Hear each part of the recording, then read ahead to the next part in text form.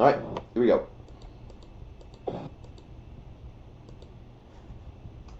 Let's see if I can.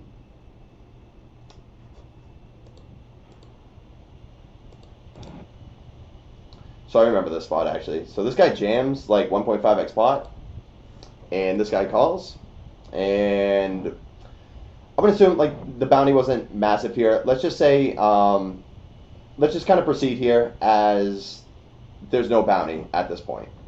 So what are we doing here, guys?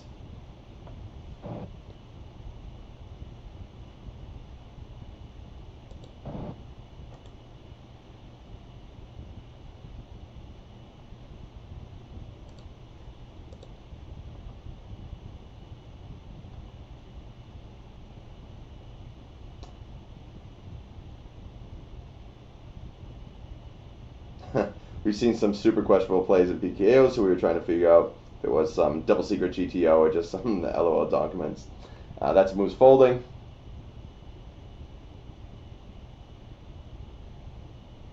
Found Flood's folding.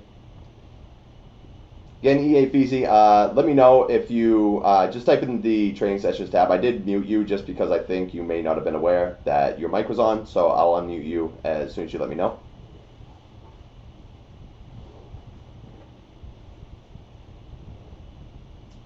All right, so we got 2 folds right now. Get in there, guys.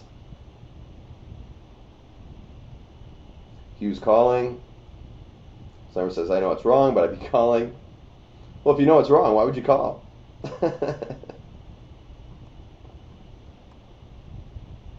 Like I said, I do remember the spot. I don't remember the bounty being of any like major significance, so I guess we'll just proceed like this is a non-bounty spot. All right, good call, Slammer. All right, what are you doing, Pete?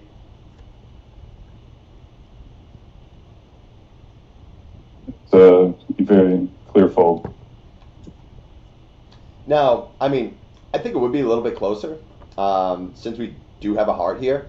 But the thing that kind of sucks is we block hands like, you know, obviously any kind of flush draw that we may be ahead of if this guy's overcalling here. You know, so this does block quite a few draws, but we do have a little bit more equity when we call. But this guy's jamming like 1.5x pot. So I think like the very weakest hands he's going to be jamming are, I mean, there's not going to be any 10x in here. It's either going to be some massive combo draw, which we kind of block with Queen of Hearts, or it's going to have be some hand that has a smoke. And I'm also going to assume that this guy might be calling a little wide because people just in general call too wide. But even in that regard, when some guy's jamming 1.5x pot into 2 people, chances are his range is going to be pretty tight. I think heads up, we definitely have to call here. But going against 2 ranges, I think, like Fountain Flood was talking about, it's just a little too thin. So we ended up folding. I don't know what. I think heads up, it would still be a fold for what it's worth. Especially, as you said, with the Queen of Hearts, that particular card is going to, like, be involved with a lot of his, like, kind of semi-bluff hands that they're still going to have tremendous amount of equity. And when he just shoves for that size, I don't think second pair is just, like, worth enough for the pot. I mean, what would for whatever the pot odds would be if you go back a tick? Yeah, so as to where, which is probably something you would, yeah, so you know what, it would be 1 point. Do you think Queen 10 with the Queen of Hearts here has 38% equity? I'm not entirely certain. Maybe it does. I'm not sure. Again, the bounty would have to come into equation, but also, like, so this is essentially what I've been learning from Odin as of late. Like, you know, for the very reasons you just said, like with the Queen of Hearts, like now I think Odin would prefer us to be calling with this hand because if we are kind of smoked, then we have a little bit of additional equity. If he happens to have a hand like ace queen with a heart, king queen with a heart, if he has a hand like queen 9 of clubs, like we have those hands pretty smoked. So like there's going to be times where we're in kind of bad shape, but there's also going to be times where we probably dominate him a little bit. I'm not saying like I'm fist pumping in that spot, but I'd probably be more likely to call with the Queen of Hearts now than without it. But either way, not super relevant here. I think the bottom line is it's just way too thin when we are multi-way here. So here's the other question: would be, what do we think about his shove? But I know in 3-bet pots you tend to see those kind of overbet rips on these type of boards. Mm-hmm. But in just like a single raise multi-way pot, it seems at least like sort of an X-flow thing where, like, I don't think you're doing, like, are you doing this with Ace Jack? or something like that? Ace Jack would be a good candidate, specifically Ace Jack no hearts, Yeah. something that needs like a lot of protection here. Um, that is likely the best hand right now. So I don't necessarily hate this by any means. I think he can do Yeah. this with like King Jack, Ace Jack for sure. Maybe some like literally Ace Four hearts like this guy has here, but obviously he doesn't have that. So with him having the King of Hearts, I probably wouldn't put the pure like the straight jam into my range here because I think this hand has a bit more equity here. So I don't think this is one of those hands that necessarily needs to just be like ripping in this spot. I mean, maybe it is because it almost feels a little bit worse to do this if you had like King Queen of Diamonds and to just rip it in there because a lot of times you're called by flush draws, which you're absolutely smoked by. So maybe this is actually fine with the King of Hearts, and maybe I'd bet smaller if I had like King Queen of Diamonds in this spot. So yeah, it's actually a pretty interesting point. So in general, I think the jam is fine, but I think it would be with like specific hands. I think the jam would be good. So I actually immediately like this a lot more than I did at first because I would never just jam here with like King Queen of Diamonds, pretty much. So yeah, good point there. Yeah, you do get light calls. So anytime you just shoving in a lot of equity in those spots, that's a move. I think it's probably fine. Pretty easy to defend here. Any two suited, so I would expect this player to c-bet pretty high frequencies, so a bit strange when he doesn't. And now, I don't know what I did in this spot, but in general, and if you guys watch my streams, I say this all the time, I'm always a lot more cautious when I see people checking back. Like, I'm more cautious to bluff. Like, obviously with this hand, this is one of the worst hands we can have, so we're going to be more incentivized to bluff this combo than other ones, but at the same time, when I see somebody checking back a flop, that I feel like they should be betting pretty high frequency, I'm a little bit more cautious because I don't think they necessarily have like pure air in that spot. I feel like they have like maybe a weak king, an ace jack, a pocket tens, like something that's not super strong, but it's definitely something they're at least willing to call a street with, like some sort of value. So I might just exploitatively pure give up here. I'm actually not sure what I did, and yeah, that looks like what I ended up doing. And he has a hand that I was still pretty surprised to see. I mean, obviously we would have got a bluff through, but yeah, again, I think this is just a board from these positions for only 20 bigs. He should be betting pretty high frequency here from the position he's in. So even though this board is like pretty bad for his hand, this board is still pretty good for his range. So I would be like just about full frequency c betting with a hand like this here. So yeah, right, exactly, that's a move.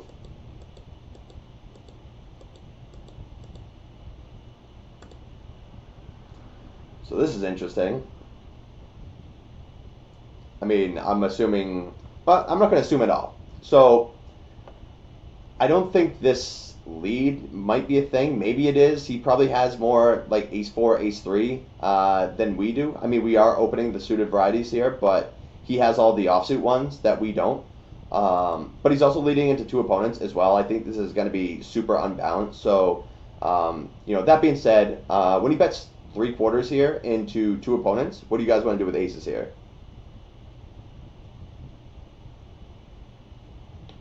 No, I opened here.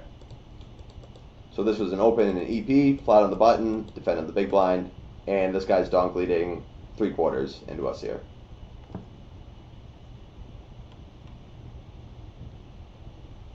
Final foot's calling. Server says call, keep the guy in behind. Yep, that's a good point too.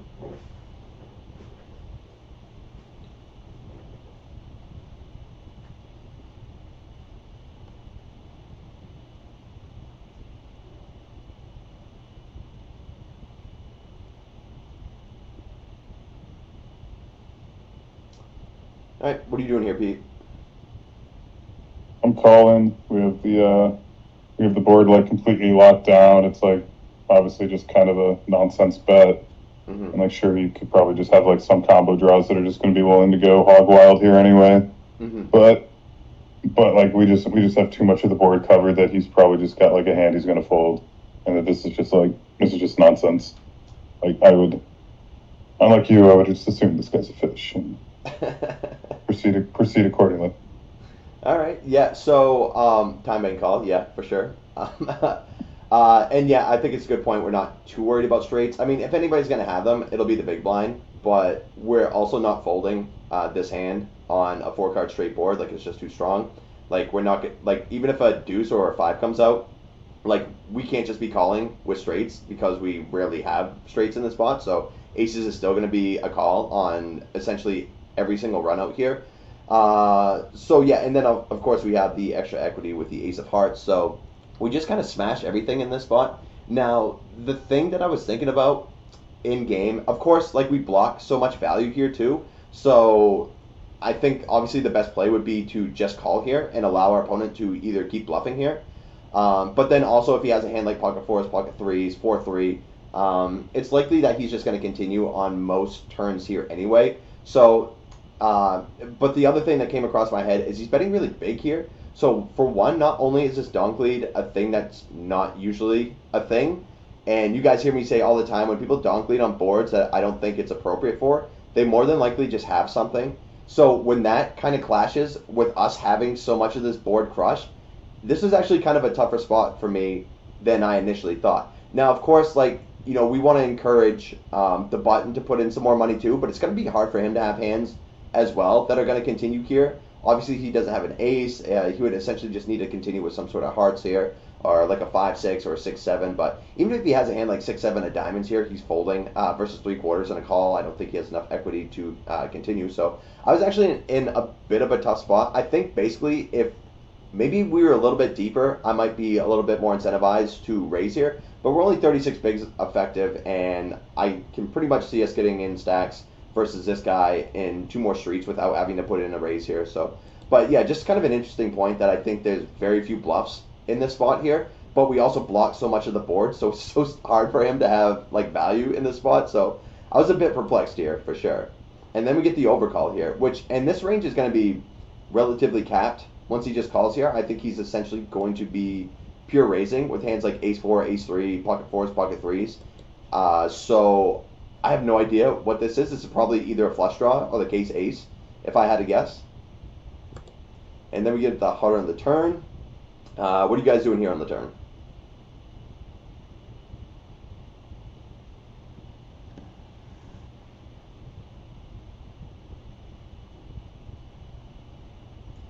He was checking. Slammer is betting about 2/3.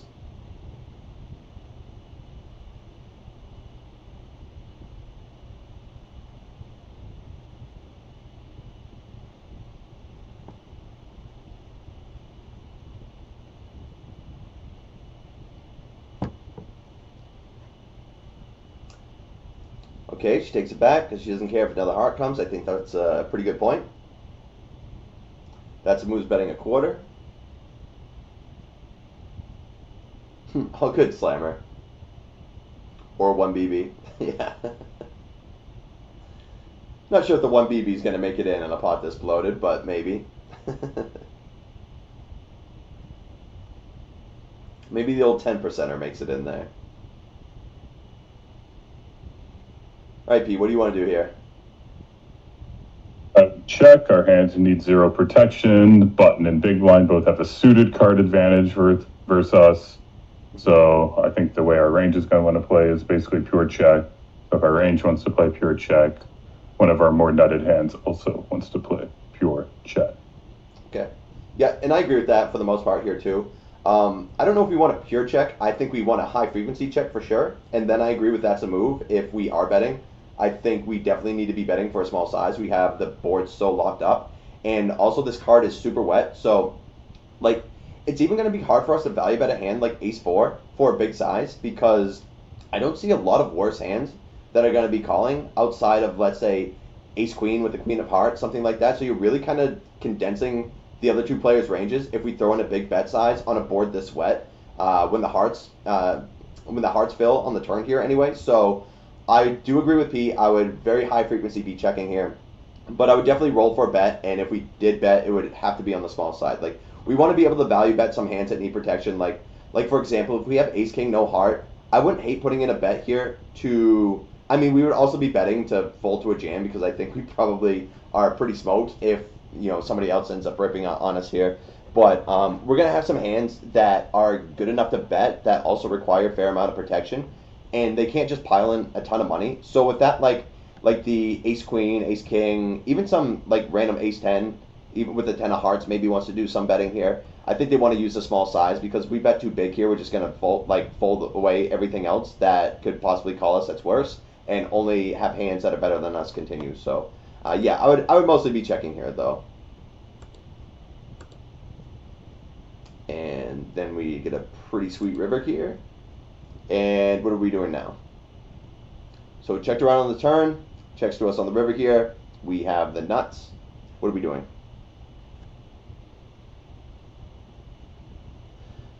Fountain Foot says I put buttons range on sets or flush here. I like check. We aren't folding, and they can beat us and dictate the pot.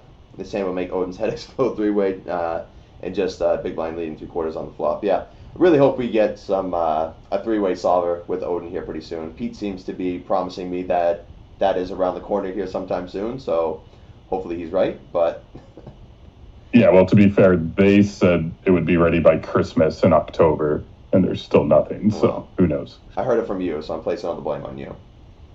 yeah, I work for Odin. All right, so what are we doing here on the river? See, now the pot is too small because you didn't bet. I mean, this is close to 1-to-1 stack the pot here, so like jamming isn't necessarily, an inefficient size in this situation here. Like it's only like 1.2x, I would guess, and it's like. Just because we don't get stacks in sometimes doesn't mean we're necessarily making poor plays. I mean, sometimes there's going to be situations where you can't just always play for stacks. Specifically, like a situation like this where it's so hard for our opponents to have value. You know what I mean? So, like, of course we want to get stacks in, and that is the goal. But I still think if we want to play for stacks, we can still end up ripping here. No problem. So, let's see. Betting small to try to induce a raise. Okay, that's the thing, Slammer. Fountain Fletch jamming. You tried, Bish? Did I pronounce that right? Guys, how do I play? You put the money in and you hit bet, raise, or fold. Hughes betting 100K. That's a move. Weird spot. Feels like no one can call now. I agree. It's going to be kind of hard to get.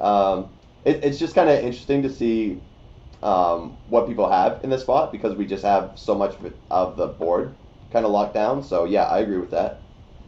Slammer's betting 70K.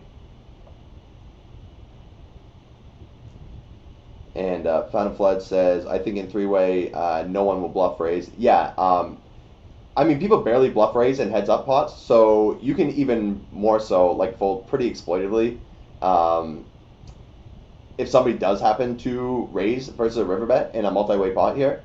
So I don't think we should be like trying to induce bluffs in here, but like if we bet a smaller size, it can just be to get like the weaker portions of their range to make a crying call here.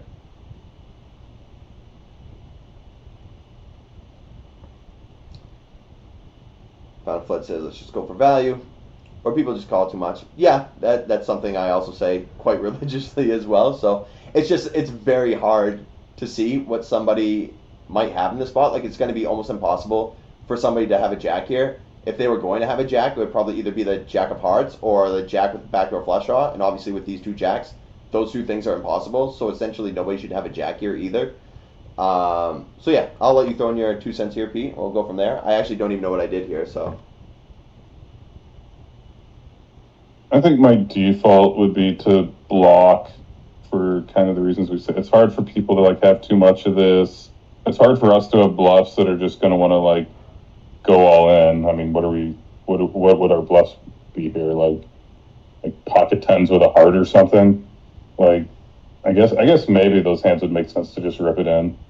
But I think if we bet small enough flushes are going to want to raise anyway. Mm-hmm. So we still get the value from those, and then like whatever other random nonsense they have, or if they backdoor. I mean, I just feel like enough of our range is going to play for block because we have like ace queen with the queen of hearts here or something. Like, are we going to want to check and face a big bet, or are we going to want to like bet small and then fold to or shove or whatever? Right. But I don't know. Yeah. It's a tricky spot for sure. I don't have like a clear answer here, but I think my instinct would be to just bet small and proceed from there, just because we have so much of it on lock and it's hard to find villains calling range. Yeah, so and that's what's kind of interesting about these multi-way spots is there's going to be a lot of freestyling, and basically we just kind of need to use the most amount of logic we can possibly come up with here. Obviously, the first bit of logic is that we have like most villains' hero calling range here is going to be some sort of like ace X with a heart, and we obviously massively block that portion of their range when we have top set here or top boat basically. So it's going to be kind of hard to find a lot of hero calls in this spot. So that being said, I wouldn't be surprised if we get like an all-in size and we get a block size here. Like for example, if we have a hand like pocket fours, I wouldn't mind like ripping here because we unblock, ace X with that are going to be heroing us. I don't know what kind of jack X is going to get there again, but it's also going to be really hard for us to have any bluffs in this situation once we call versus like a 3/4 pot donk lead, and then also button calls behind. So just in general, we might have to kind of reach for bluffs. Like if we ever happen to call with a hand like maybe like 2 5s with a heart, we can end up turning into a bluff here, and I wouldn't mind going for a bigger size there. So I think there's like full houses and some flushes we can go for a big size, and then like full houses like this one specifically that block so much of heroes calling range, I think would probably be best served as a block bet if we happen to do that. We'll also want to block with hands that can, potentially get like really thin value if we have a hand like Ace King with the King of Hearts, but that even might be a little too thin in this spot. So this is like really a really interesting spot. But I do agree with Pete here for the most part. I think if we do bet, we're just blocking too much, and it's hard for us to have bluffs. So in that spot, we probably just mostly want to block. I definitely rolled here. You're right, that's a move. I have no idea what I did. I think ripping's probably a bit of an overplay because I just don't see what's calling us outside of flushes. So yeah, we're gonna see what we did here anyway. So I checked. So I also thought that this player can have some slow played flushes. I didn't really think he has like pocket fours or pocket threes, anything like that. I think most people would probably default bet in a spot like that. But I also don't see this player like overcalling a hand like pocket sixes with a heart here versus a 3/4 donk lead and a call here. So I figure he either has like the case ace, which is kind of hard, or some sort of slow played flush. Looking at it now, I kind of wish that I had blocked because this player probably has more strong hands than this player here. I would assume somebody would probably bet a flush at this point. A lot of people don't slow play flushes that much either, so I'm probably put this guy on a bit of a stronger range than he actually does have. So I think I would have preferred a block bet in this spot. And then if somebody has like pocket fours, pocket threes, a flush, they might even like jam over that, of course, with fours and threes obviously, but some flushes are going to do it as well. So he ends up checking back. And this guy actually had a really strong hand here, which was a bit upsetting, obviously, because I did say that I wanted to fast play, but we're also okay if this guy comes along too. It would just be kind of hard for him to come along with anything else half decent here. So, what do you have? Oh, so he did have the 6/5 here. Okay. Yeah, I wonder if this hand should be bluffed. Maybe he just pure gives up because he realizes that these two ranges are just like too strong here too, and maybe having a heart is probably the best spot. But I think looking back at this and not being results oriented, seeing what this hand is here. I even think if we block bet, this hand might end up folding anyway, so I don't necessarily think that we lost out money at any point. And again, I think the main thing is if we were a little bit deeper, maybe I throw in a raise here because I don't think there's a lot of bluffs in this range, but as short as we were, I don't mind checking here in this spot. Just a really weird spot multi-way, and that's what makes these spots really interesting. We can't really plug them in, so we just kind of have to do our best as to kind of assuming what type of hands our opponents can have in this spot. So yeah, really fun spot here, I think. Keep going.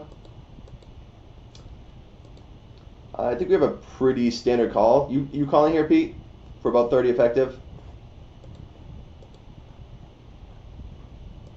Without looking at your charts. I wouldn't say it's a standard call, but it probably gets in there. Yeah, I've got especially with the big blind stack. Like I think 5-6 suited probably gets in there. I think 5-4 suited is kind of the cutoff. Mm-hmm. So yeah, I wouldn't say it's standard. I think I probably fold here more than I call, but I don't think it's like a big mistake if you do call. Okay. Yeah, I'm just gonna show you what do we have versus low jack here. So this is what we're defending for 30 bigs, It looks like 5-4 suited is pure V-pipping here, all the way. Yeah, so this is going to be our weakest suited connector here that we V-pip. So, yeah, but to be fair, this is assuming that the big blind also has a 30 big blind stack, which is not the case. Right, but I also don't really care because we do have him covered and he has a bounty, so like you were saying earlier, so I'm kind of okay with that as well. So, yeah, just kind of interesting to see that. I didn't know, I know you use different charts, of course, so I'm just kind of interested to see if yours lined up with mine here. I have it handy. I'll look really quick. Okay. Small blind, low jack. It does have it as pure. It's the same thing. Okay, cool. So, but I feel like in game that's like one of the like adjustments I would make is like finding folds with this sorts of hands, this type of hand. But again, it's sort of irrelevant which one you do because it's not winning a ton of money. So right, it doesn't matter. It's not printing. It's definitely bottom of our range here. So if you guys are missing it, like don't feel too bad about it. It's also like probably right on the cutoff. Like I'm gonna go to 25 bigs, and at 25 we do introduce some folds here. So obviously the shorter we get, the less money these low suited connectors kind of have in these spots. So if you are folding this spot, you're not losing that much. So don't feel that bad about it.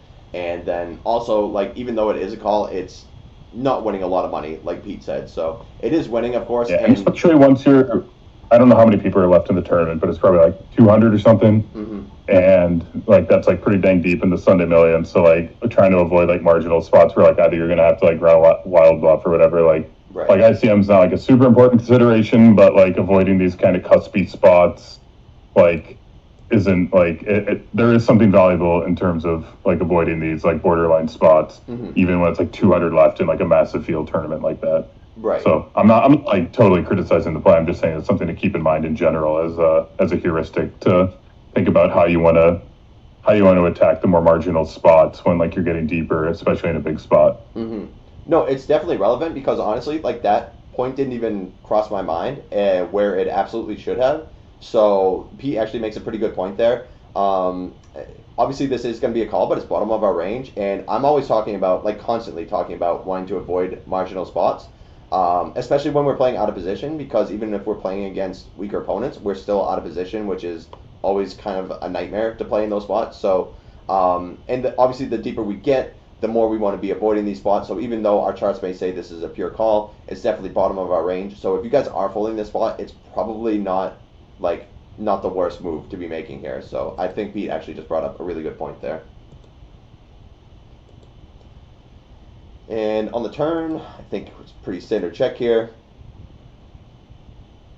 And I'm going to assume that we're all folding here versus this bet. Is anybody calling in the spot before we move on? I think this one's pretty cut and dry. I just want to, if anybody is calling here, and feel free, like I said, obviously we're all saying fold, but if any of you did want to call here, like please let me know, and then we can kind of talk about why this is probably a little too thin. But I want us all to be like pretty honest here. Like I don't want everybody just saying what everybody else is saying here. Like I said, we are all here to learn. So if you are calling, like feel free to speak up, and I'll kind of elaborate why this is probably a bit too weak. But if not, we can move on.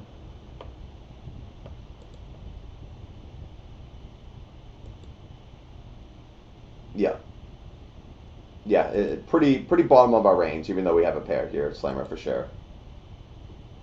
So yeah, it looks like we're pretty much all in agreement. We'll keep going.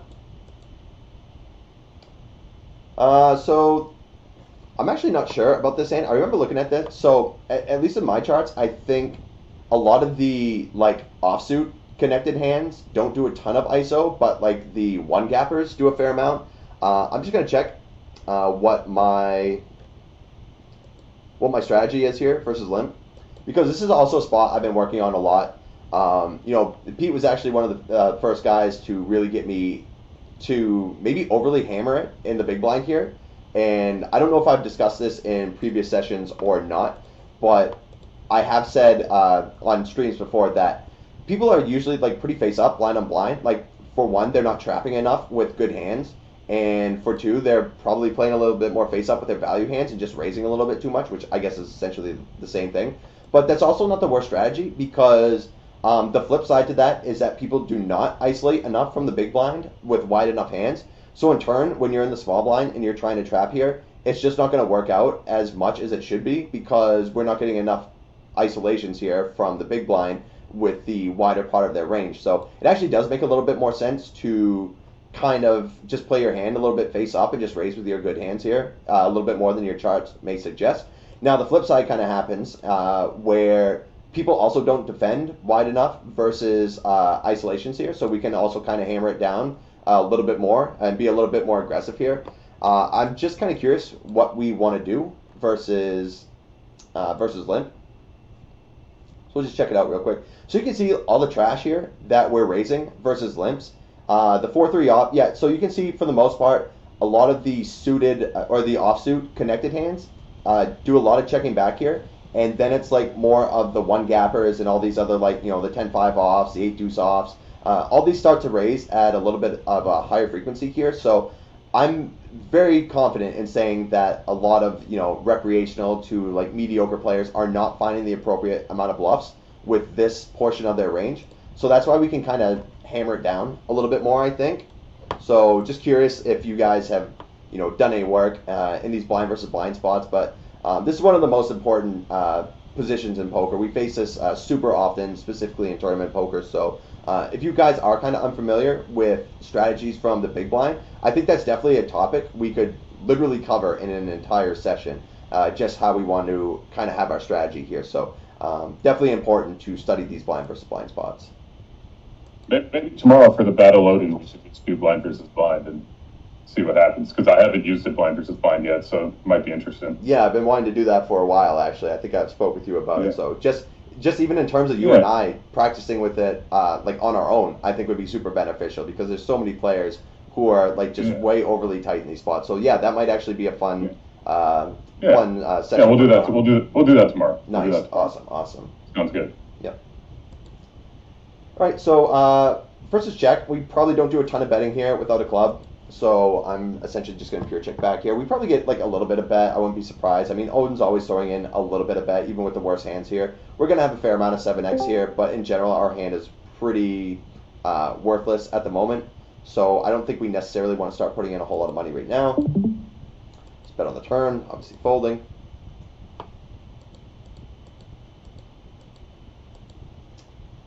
Again, ace-7.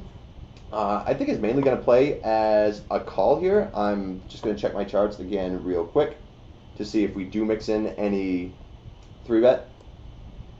And yeah, it's 3-betting like 25% of the time here, so we do get to mix a little bit with like ace-8 suited through ace-4 suited mostly, but these hands are going to play mainly as a call here.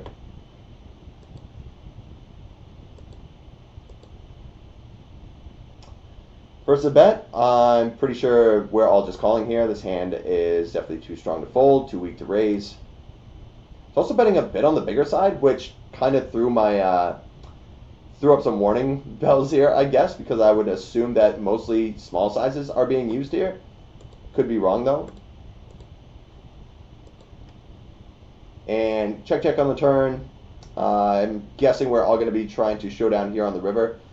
This wouldn't be the worst spot for like the old 1BB lead. I don't think that's a move, so I don't know if you're going to get in there with that play. But I think like freezing the action might be a little bit valuable. Like if he has a hand like pocket fives with a diamond, I think we just bet one big blind here. We probably just get him to call, where he might actually value bet for a bigger size here. But I think we can definitely mix between like betting super small and checking. Not sure what I did. Probably rolled. Yeah, oh, so we did throw out the old 1 beaver. Very nice. And we got called by worse. All right, let's go, Odin. I'm not sure if the spot is correct for it, but I think once he checks the turn, that there's going to be, like, he's going to be relatively capped here. He should have some slow played flushes here. But again, for the most part, I don't think people are slow playing nearly enough in these spots. So, yeah, I'm not sure if this is an appropriate spot for the one big blind here, but I feel kind of okay with it. What do you think, Pete? Yeah. Thanks. You were saying sorry, Yeah. I was helping. I was busy trolling in the chat. Oh, good. So you're saying, what do I think about your block for his call? Yeah, the 1BB on the river. So it went, yeah, we called the C-bet on the flop. Yeah, I saw the rest. Turn. Okay. Yeah, seems fun. Yeah. I'd probably do it. at some frequency. I don't roll like you. I just trust the old intuition. But yeah, I want to say something smart here, but I'm not going to. Not that I ever do, but so King 8 suited. What are we doing here, guys? We are about 55 effective. You guys calling? You raising? You folding? I mean, it's kind of a giveaway that we put in money here, obviously, because these are all hands that sell the flop. But yeah, I guess if you guys are V-pipping, are you raising? Are you calling? Are you mixing?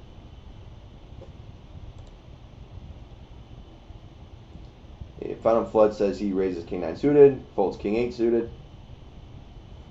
Okay.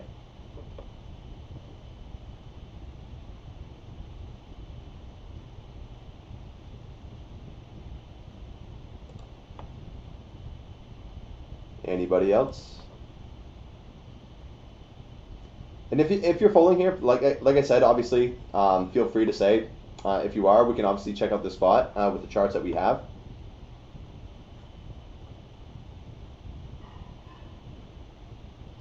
This could also be a spot where we mix calls, raises, and folds.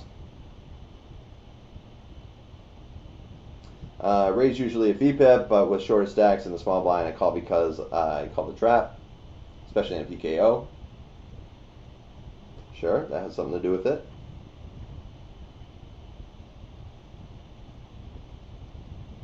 All right, what are you doing here, Pete? Oh, we'll wait for Fountain Flood real quick.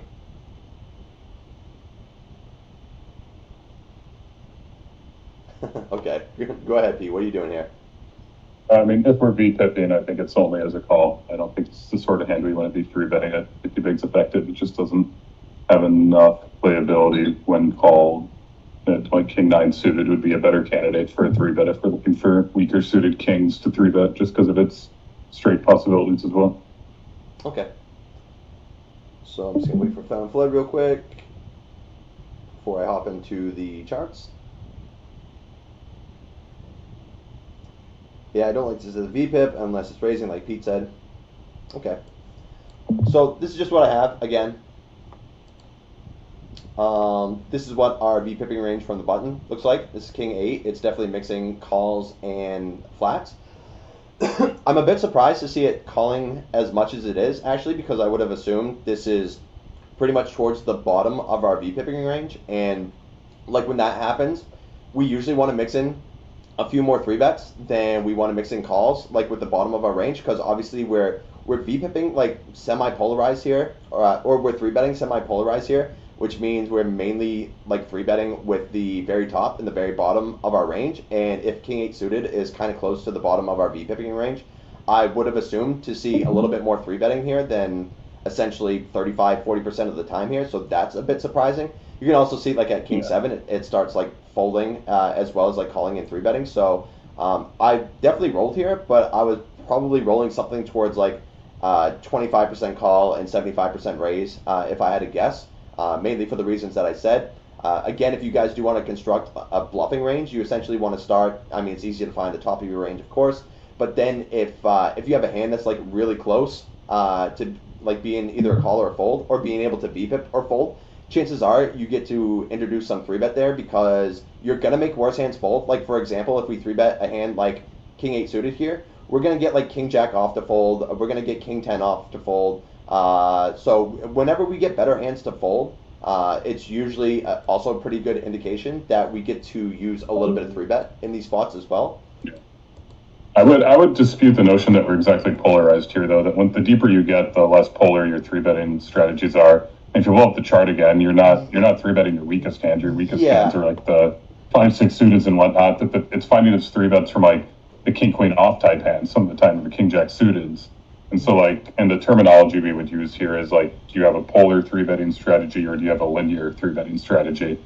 And that the deeper you get, the more linear your 3-betting strategy gets in terms of like hand strength.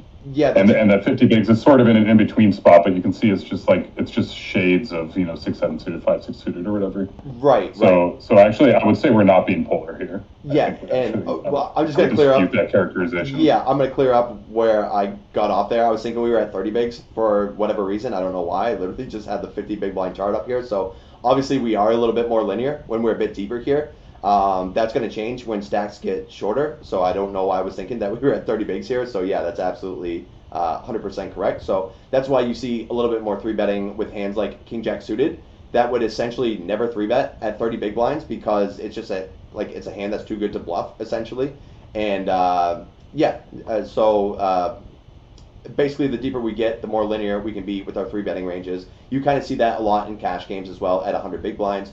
And then once stacks get smaller, we introduce a bit of a more polarized 3-betting range. So yeah, not sure why I just brain farted right there, but thanks for clarifying that because what I said was definitely not right at 50 bigs.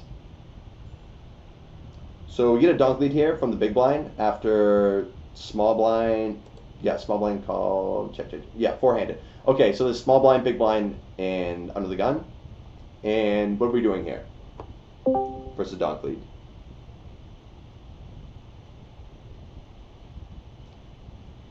So we are about 45 effective with the big blind. Small blind has 13 bigs.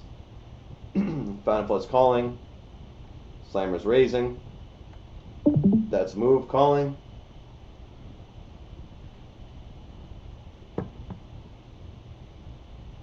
And again, this is just going to be a spot where we actually just get to talk amongst each other because we can't solve this. So, whatever Pete and I have to say here either is not going to be, 100% science, and we can't look it up. So these spots are always interesting, I think, to be able to talk about with you guys because this is us using our heads here to try to find out what the best answer is. The board's pretty wet for straights and flushes. Yep, that's true. But don't also remember that, opponents can have straights and flushes right now, which we are very far behind with a hand like King 8. So Hugh is folding, leading into 4 players remaining to act. I wouldn't hate that. If he ended up leading a bit bigger, I wouldn't hate it because his range would be a little bit more polarized at that spot, and we essentially have a hand that is okay basically, but if we are behind, it has very little room for improvement. So I would say probably we don't fold versus a small of a bet, but I definitely wouldn't think it would be the worst had our opponent donk led around 2/3 pot or something bigger. But yeah, a very, very good point that you made though, because opponents should be relatively tight here into 3 other opponents. Fountain Flood, can't fold top pair here. The big blind has so many hands of value, but still don't fold. Yeah, I think big blind could be leading a hand even King 9 with of spades here, or King 9 with the King of diamonds. He could be leading a hand like 10-8, even 6-5, 7-5, stuff like that. So DMC's raising a little less than 3x. Yeah, Fountain Flood. There's a lot of hands that they could be donk leading here. I mean, I guess I will say that most people just find, the stronger hands and the stronger pair and the stronger draws and the stronger hands to donk lead here, and probably aren't finding the appropriate amount of like the 6-4s, the 7-5s, things of that nature. They probably just play them more as a pure check. Although I think it would be fine to lead those hands as well. So I'm just always, assuming that our opponents are going to be on the stronger side here. So, what up, Max? Yo, there he is. How's it going? The main man. A little late, but I'm here. There he is. It's bright and early. 1 o'clock in the afternoon. This is early. Max is just waking up. Classic Max. I got booty called last night at 1 a.m. It was great. There he is. There he is. Very professional. Classic Max. Sorry. All right, Pete. What are you doing here? I would actually lean towards fold in game. I think that's what my instinct says. That it seems kind of hard to find a way to win the pot. That if you are good, you're not good by very much. We were already talking about kind of play in those marginal EV spots. Mm-hmm. So if I had a king out of spades, pure call. If I had, I guess that would be the only other hand you could have. Uh-huh. But yeah, I actually think I would just kind of make the tight fold and not tell anyone about it and move on. Yeah, it is a gross spot for sure. So Max, just so you can see here, we had an EP open. We called here on the button, and small and big blind we called as well, and we got this donk lead for 30% pot from big blind. So we're just basically saying, what do we do versus this bet here? God, this is awkward. Awkward's the only problem with spots like this is like we have like almost no room for improvement, and like sort of just hoping to be in like some sort of 50-50 situation, I guess. Like I do make tight folds here a lot. Like I probably lean towards folding a lot.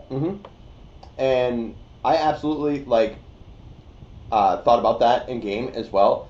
But essentially, where it came down for me is that if we did face like if he's betting like 35 to 40K here on the flop, I think we have a super easy fold. His range is going to be a whole lot more polarized when he puts that much money into the pot with 3 other players to act. But when he bets us small, not only are we getting a better price, but we also beat some value here. Like I said, if we assume that he's doing this with any kind of like 10-8, 9-8, 7-9, 6-5, like hands like that, I think we still have to call at least one. And then basically, if he continues to put in money, even unimproved, we could probably just get away from it. So I don't mind like making this call for like a really cheap price here on the flop, and then like playing super passively on turns if he continues to shovel money in here. And I would definitely pure fold if he bet like 35K plus here. But the fact that we beat value, I think we definitely have to call here, but would definitely be proceeding with caution on the turn. But I'm not fist pumping here, even versus this small bet here. I do think like people are way too tight in this spot and aren't finding the appropriate amount of like the 7-5s, the 6-5s, things like that I was saying earlier. So definitely proceeding with caution here, and I'm not 100% convinced that this is the best play. Like I said, there's no real room for improvement, and then you get the improvement. And then we just hit the gin card, so yeah, pretty sweet. So yeah, he bets third pot here on the turn. What are we doing here?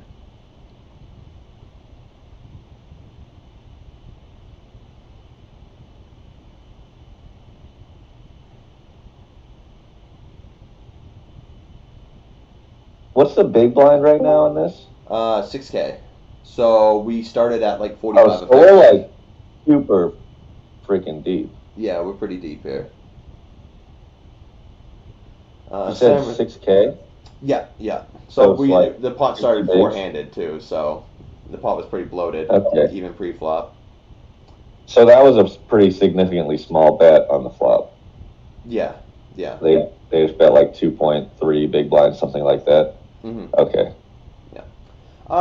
I mean, I'll switch to BBs if you guys want me to, but I don't think it's like super necessary when we're doing a hand review. I mean, that's more so just so I can make my bet sizes relatively quick when I'm A-tabling so much. So unless you guys want to see it in big blinds, like we can keep it at this for now. I kind of like it in this, but I mean, I guess I'm. Yeah, like I don't mind the review in terms of chips, but like while I'm in game, I clearly prefer in big blinds. But I know people like to see like big stacks while you're grinding on chips on Twitch. So anyway, so yeah, back to it. So versus a turn block. Let's say Slammer says. I like Fountain Blood. I raise and then cry when we get shoved on it. Okay, where are we? I'm trying to find out where we left off. Okay, a small raise now will tell us where we're at, so we don't lose a lot on the turn. Final Flood says it's exactly why I like 3-bet strategy versus under the gun open. We induce multi-way and can't hit a straight when blinds open. Yeah, that's part of it as well. That's a move raising. Hughes raising. That's a move ripping. A raising cry.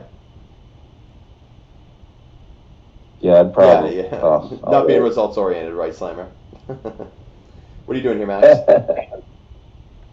I'd probably raise it pretty significantly just as a protection mechanism. Like, I'd probably make it like,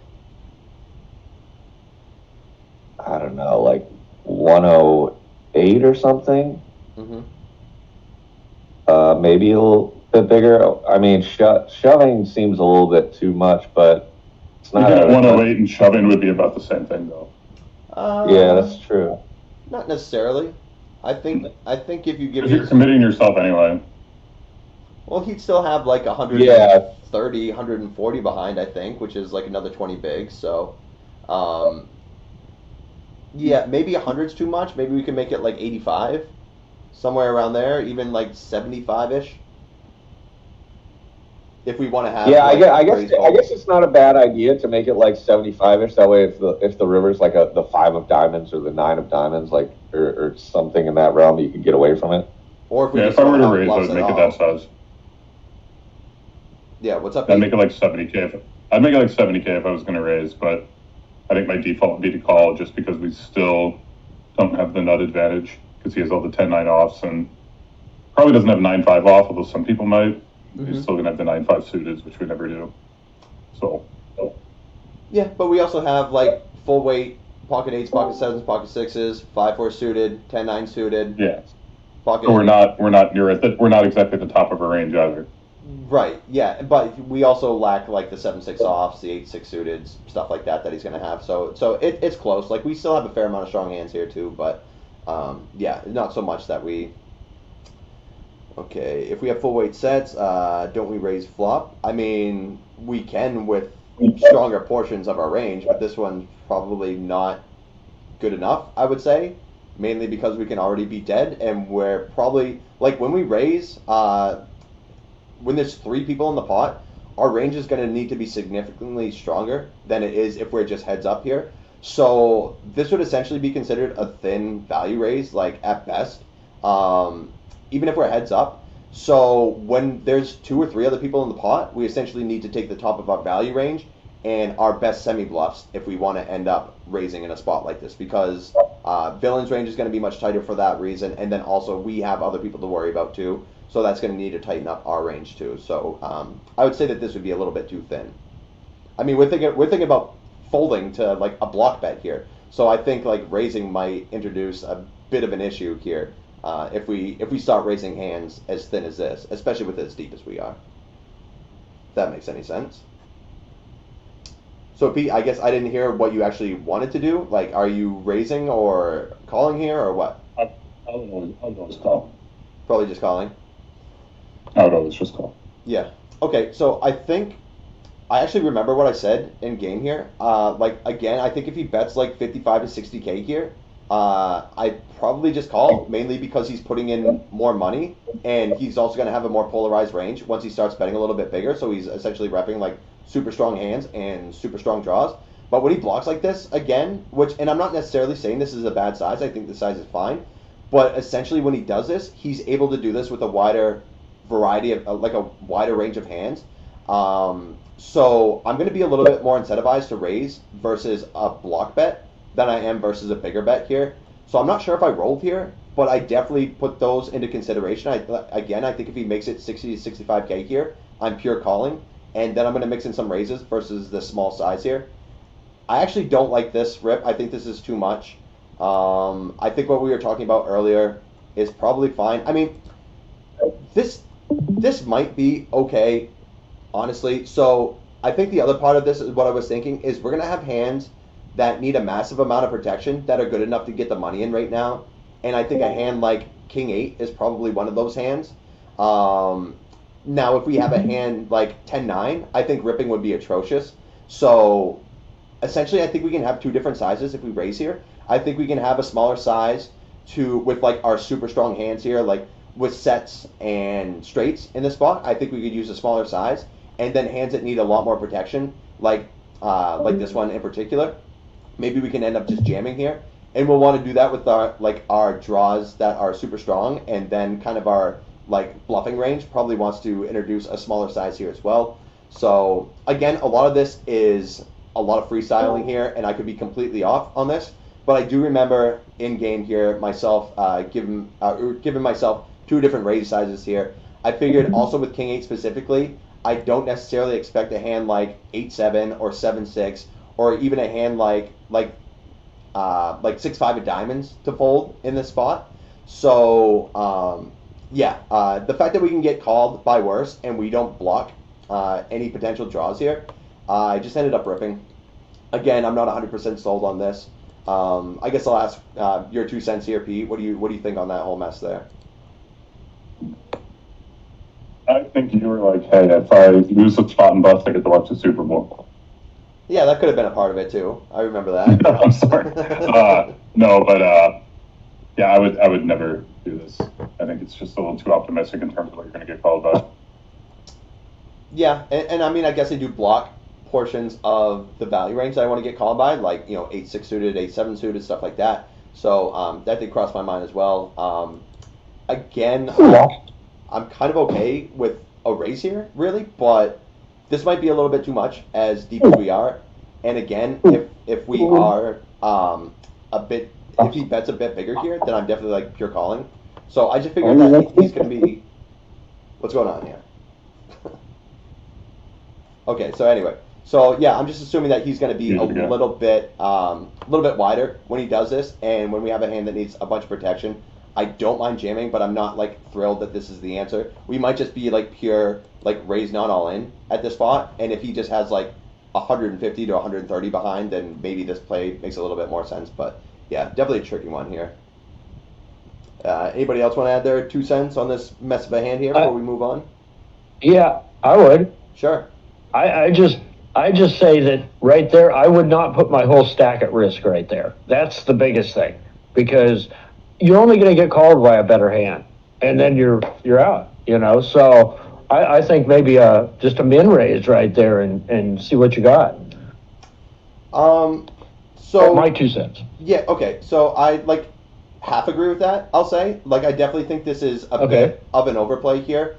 But I definitely see us getting called here by worse hands. Like I don't see a hand like a hand like 8-7 or 8-6 or 7-6 or a hand like 6-5 of diamonds or even like if he has Jack 10 of diamonds here, we might potentially get those hands to end up calling here. So, but it's also going to be rare that they have those hands here too, which is why I think the jam is a bit optimistic. So I would prefer a smaller raise here if we were to raise than just a jam. Because there is even a chance that they do hero fold a hand like 8-6 or 7-6 when we make it this big, as opposed to just making it like 70k here and having him continue with those hands. So, yeah, that's why I say, like, I definitely half agree with what you said. I do think there are better hands, worse hands that are going to call us, but this is probably a bit of an overplay here for sure. Yeah. Cool. All right, cool. All right, yeah, let's move on.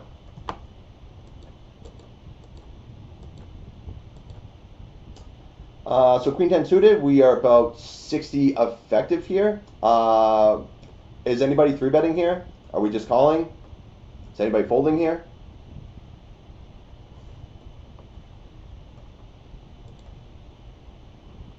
This is under the gun 1 versus small blind.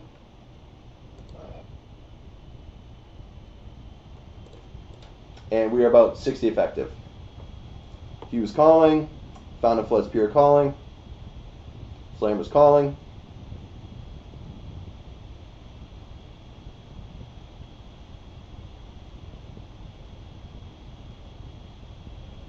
DMC's calling.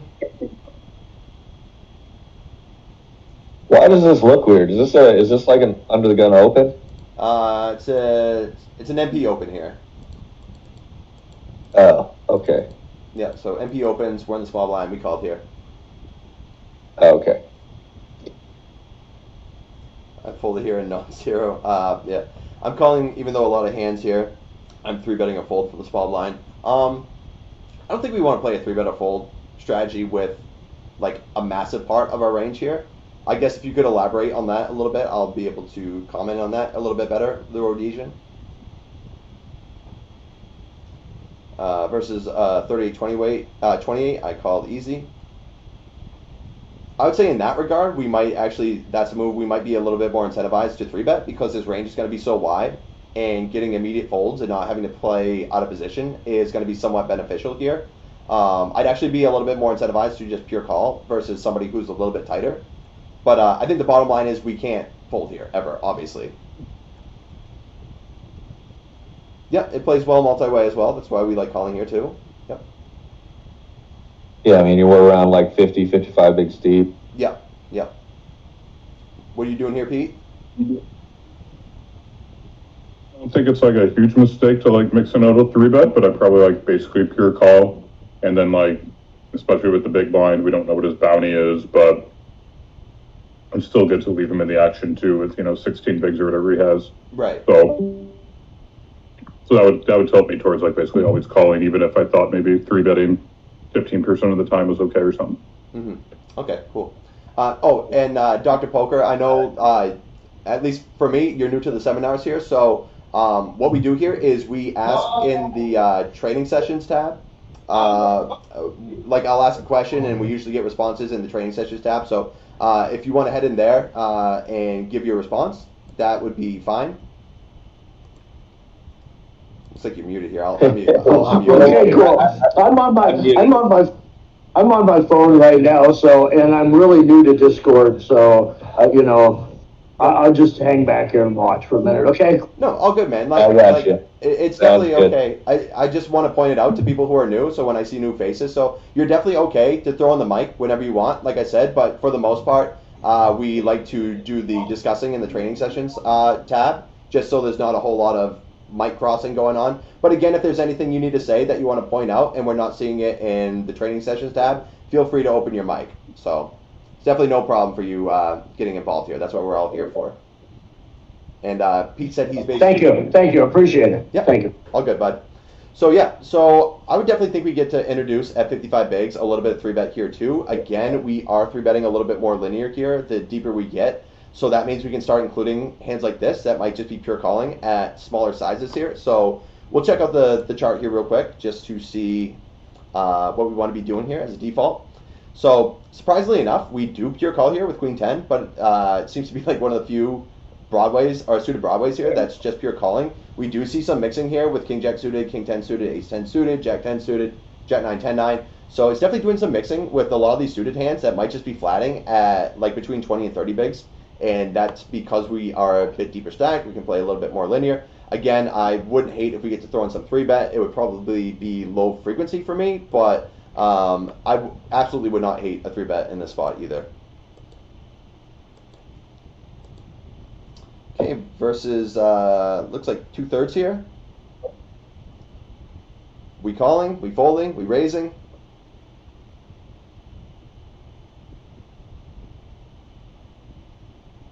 I know what I'd do.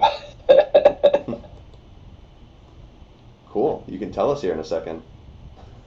I will. I know. All right. I'm calming down. I'm getting better at this.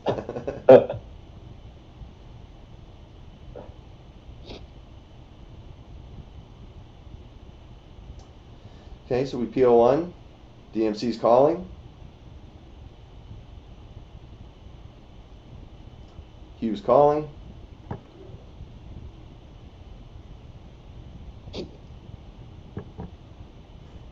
I'm actually going to run this one real quick. Because for one, I'm not sure what I did here. And for two, I just want to let you guys see what Odin wants to do here.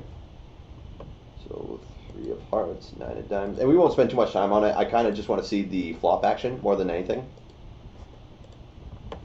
Rhodesian says mix call, check raise. Mm-hmm. I check raise this flop, this flood. Would like it more if we were the big blind to rep more hands, but I still think if we V-pip, I like to be aggro on the spot. Yeah, a lot of people are saying roll. A lot of people have been watching the stream, I guess. Yeah. Well, we were talking about last night that we need like you know how like radio DJs have like small clips that they play. We need the Limp Bizkit song. Oh no. This coming from a guy who you know exactly what I'm talking about. This coming from a guy who owns an embarrassing amount of Limp Bizkit albums. Oh, hell. So what are you doing here, Max? I'd probably check raise. I just think that like range comparison, this probably lands more with us because we have 9-10 suited and stuff like Jack 9 suited. We have a little more 9s than he does in his under the gun 1 open range or like mid position, whatever this is. So I'd probably take a shot at taking it down right here. Okay. How about you, Pete? I just fold against the bigger size. We're gonna have better hands to bluff raise that like the queen and the 10 sort of like blocks the sorts of hands that we want him to bet fold that we'd probably rather have like And like the 6-7 is sort of an obvious case, or maybe some like wheel ace type combos. But I think against the bigger size, I think it's better to just fold, even though we do like turn some stuff. But it's just somewhat hard to continue. That's actually a pretty good point that you made there, Pete, that a lot of his bluffs are going to kind of come from the exact hand that we have, basically 2 overs with the backdoor straight and flush draw.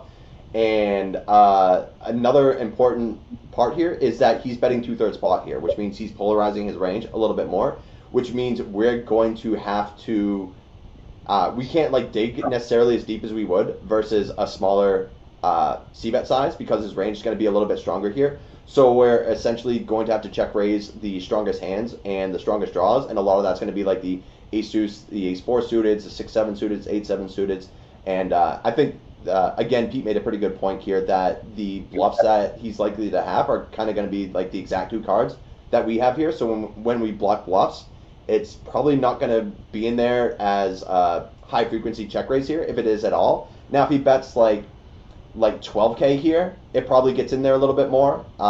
So the reason I have this up is because, for one, I don't know exactly what I did here. I know if he bets like 3rd pot, we're never folding here. But once he, for one, this range is going to be strong, and for 2, he's using a bigger size here. So although this would be 100% VPIP versus like a block bet versus 2/3, I'm really not quite sure what we want to end up doing here. So I ended up folding. Again, I'm not sure if this is too tight. This might just be like a pure call still in this spot, but I would probably not really raise. I don't think it's strong enough in the spot here. So we're just going to check out the strategy from the button. Funny enough, there's no bigger sizes being used on this board. Oh my god. Sorry guys. There's a reason there are no bigger sizes being used on this board, because we're only at 15 bigs. So I'll run this again real quick. Yeah, so again, I guess, yeah, the main thing that I want to see is I would assume that there's going to be bigger bet sizes introduced here. This stacks are deeper. This is a pretty dry board. Like, we're never going to have any 2 pairs in this spot here. So this range is just overall is going to be really strong in this spot, and wants to start piling in money with hands that are both like very ahead on the flop and also need quite a bit of protection. So what's going on here? So this is, am I seeing this right? Oh, it's a 3-bet pot. My god. Fail, fail, fail. So from these positions, it only plays as a 3-bet here. So I'm going to have to move it over to low jack here. Okay, guys, 3rd time's a charm. I promise we'll get there.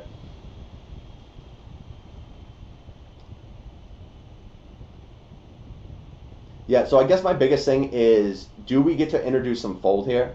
Because I think I do. I do think this is probably too weak to be raising, but it may be a little bit too strong to be folding. And we can kind of check out the difference between the small bet and the big bet. I mean, I don't want to spend a lot of time on this, actually, so we might just try to fly through it. So yeah, you can see the most common size being used here is the 2/3 pot size, and most sizes are like half pot plus here. It's using everything between half pot and full pot here pretty much, and checking the other 37% of the time. So when it does bet, it likes betting for a bigger size here. So versus this, yeah, surprisingly, I mean, it's even folding a little bit more than I thought, but it's also so marginal. If it does decide to VPIP, it would rather raise than call, just because it is, it plays better as a bluff than it plays as a call with the amount of equity that it has here. But the main thing is that when we introduce a bigger bet size, we have to be a little bit tighter with our range here. And you can see that the most high frequency bluffs are coming from the ace 4, the ace deuce, the 7-6 is raising a little bit more than the 8-7. But with these, versus these bigger bet sizes, again, we'll go to 3rd pot here and kind of see the difference. So now, Queen 10 suited, surprisingly, is still finding some fold here. I didn't think it would ever find any fold versus 3rd pot here. But, yeah, so we get to obviously VPIP a little bit wider versus a smaller bet size. You see we are raising a little bit more versus a size like this. So bottom line is we have to be a little bit more selective with how we VPIP versus bigger bet sizes here. Obviously, the bigger they bet, the worse price we're getting. Also, the bigger they bet, the more they're polarizing their range to strong hands and strong draws. So we're going to need to counter that by continuing with stronger hands and stronger draws ourselves. So important note is that a very tight range and a bigger bet size, we just have to be a little bit more selective with how we want to VPIP here. So apologies if we spent a bit too much time on that hand, but I think there were some good insights there that need I to thought be it made. was pretty interesting, yeah. It's where you run like God. I was gonna say. Okay, so check on the flop. What are we doing here on the turn? We are about 45 effective. This is low jack versus big blind. What do you guys want to do here on the turn after check on the flop? Final Flood's betting 60%. I'll run this one real quick too. I do feel like this is a spot where I end up trying to be too tricky. Like, and it's just like, yeah, I like their decisions a lot better than what I intuitively do in this spot a lot of the time. Well, I'm curious to hear what you intuitively do here pretty soon. Slammer saying, or Fountain Flood 60%. Slammer saying going to go a little bit big here. Yeah, over half pot. That's Move saying 80%. Hughes saying bet full pot. Slammer, we've got a very disguised hand. I don't want to scare him out too much. Yep.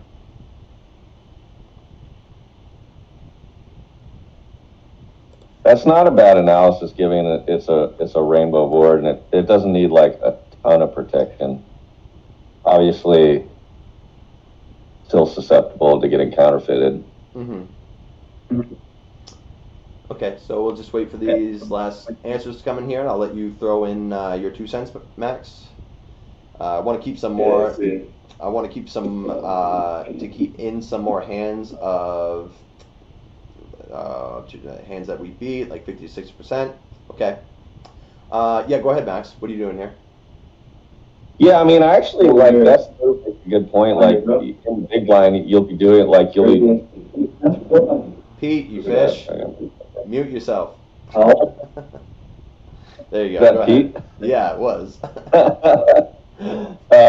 Yeah, I mean, I guess this is a good spot to like bet a little thicker to polarize your range, because like you'll do that with like 9-10, 9-7, Queen 10, Queen 9. So like this is like the top of our range. I guess you're gonna have some Jack 8s, but you're not gonna have many Jack 4, Jack 3s. So like this is kind of as good as it gets. So a polarizing bet sizing isn't a bad idea at all. Sometimes I try to get tricky and do a check raise, but like it just gets checked back so often, and I just think it's stupid. I'm kind of veering away from doing that. But that's just like a heads up mentality that I used to have. I used to always try to be like deceptive. But I like the idea of a relatively thick bet size, somewhere between what Found and Flood said, and that's the move, somewhere between 60 and 80% pot. Okay. I probably lean towards 60%. Okay. But I don't hate bigger size. Okay, so I guess before I ask Pete, I'm going to touch on what you said about the check raise part. I absolutely think check raise should be an option here. Your hand's definitely strong enough for it, for one. And for two, the Jack in general, like these Broadway cards are always going to be better for the pre-flop openers range than it's going to be for the big blind defenders range. So not only do we induce some potential bluffs when we check to him and go for a check raise, but our hand's definitely good enough for it, because he's still going to check back some ace jack, some king jack, some queen jack, and then we beat all these hands and we put him in a tougher spot and force more money in the pot when he actually does have these hands. So I would absolutely say check raising should be an option here. So I don't think you're out of line by saying that at all. My behavior. Yeah, I think check raise is a great option here, actually. And the main reason is also because this card is going to be relatively better for the pre-flop openers range as opposed to ours. So when that happens, we usually introduce a fair amount of checking. We're not pure checking, but we're definitely checking enough. And if we're just checking with only like ace 4, 8-7, pocket fives here, then our checking range is just going to be too weak. So if we don't introduce some stronger hands into our checking range, then they can just blindly bet, and we're only going to be defending with bluff catchers pretty much. So I definitely think check raise should be an option in here. So I'll let Pete go. And yeah, you make a good point as far as balancing goes. Mm-hmm. That is a good point, to have a check here at least a percentage of the time. Yeah. Yeah, that makes sense. Plus your hand's just like good enough for it. Like, there's hands that you're going to get value from that are worse than yours, and stacks are deep, so you get to put in more money here to potentially jam on clean rivers. You know what I mean? And if he has a hand like Ace Jack, if he slow played a hand like Pocket Aces on the flop, like, he's going to be in some difficult spots with one pair hands, basically, on clean runouts. And then if we end up check raising here, we bloat the pot to an amount where we could potentially play for stacks on the river. And if we always just bet here, then we're not going to be in a situation where we can actually play for stacks. So, yeah, go ahead, Pete, and then I'll throw my last 2 cents here. Yeah, I would go 150% pot and just kind of keep it simple like that. You're betting half pot here?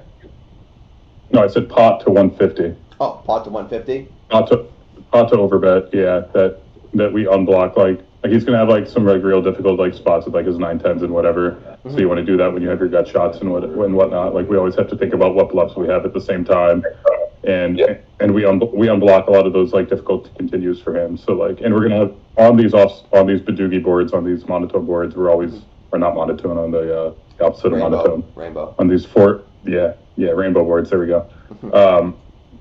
We're gonna have like a lot of offsuit combos. We're just gonna have a lot of combos that are going on a bluff here. So like, I mean, maybe that means we want to bet less, but regardless, we can put a lot of pressure on with overbets in our hand. Like, if he probably is checking back kings and aces here, like with some frequency. Maybe not at this step, but yeah, I think I just want to like start shoveling money in and like not banking on him stabbing, so we can check raise as like sort of a minor exploit that people probably aren't delayed c-betting here enough. And, so yeah. Yeah, so I definitely think we get 2 sizes here, and Pete introduced another point that I was going to make. Essentially, we're going to have hands that probably want to do a fair amount of block betting here. Like, for example, a hand like 8-7 is still probably good enough to bet for value and protection, but doesn't necessarily want to shovel in a whole lot of money. So a hand like 8-7 or pocket 6s, king 4 might end up introducing a block bet here, but it's certainly not going to be full frequency. And again, those hands do want some protection, but they're not necessarily going to be good enough to put in a big bet. So I do think we get some block here, but also we're going to have really strong hands here that want to put in a lot of money. And the main thing in this spot here is that low jack's range is reasonably capped in this spot here. Like, maybe he gets some checkbacks with pocket 8s on this flop, but for one, I don't think people are ever like slow playing those hands nearly as much because they just want to build a pot. And for two, like those other like potential slow plays that they might have, like the pocket 4s and pocket 3s, we block them very heavily.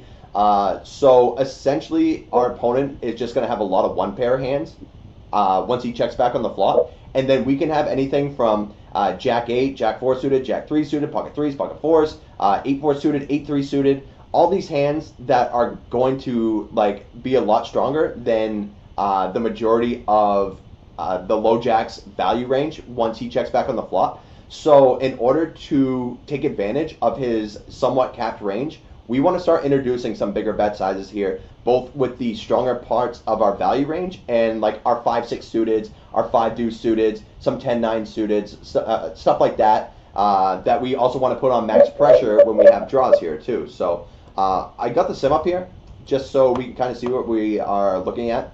Again, we see a board where at 50 bigs, our opponent is only using essentially... You have yourself a small blind. You have to rerun it. You have yourself a small blind. All right. He's off his game today, folks. I am. You're like the Celtics against the Pistons last night. What happened? I'm guessing they lost. They came in with a double block at the end. Cade Cunningham and somebody else. Okay. Yeah, it was a good game, but they have no business. I'm surprised someone else understood your reference, Max. Yeah, I'm pretty impressed with you right now, Pete. Pete of all people. So yeah, I know. Keep up with Celtics basketball. Too much time on Twitter. There it is.